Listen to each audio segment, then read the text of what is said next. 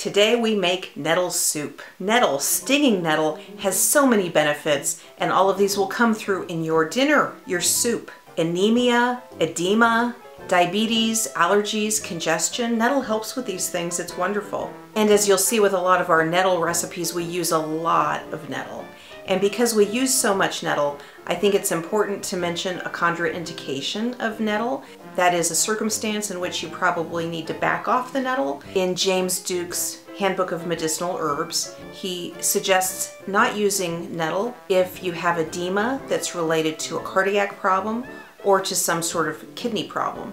And so, for instance, if you had congestive heart failure and had swelling, edema, because of your congestive heart failure, you don't want to maybe embrace quite as much nettle as we do on the Fresh Bites Daily website.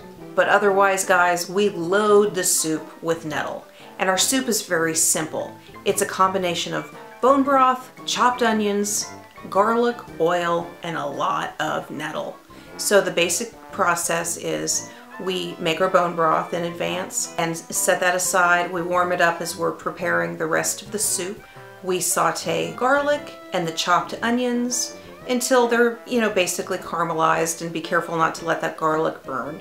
What I do at this stage is I have my broth on the stovetop in a large pot ready for all the nettle and the onions that I'm going to put in it.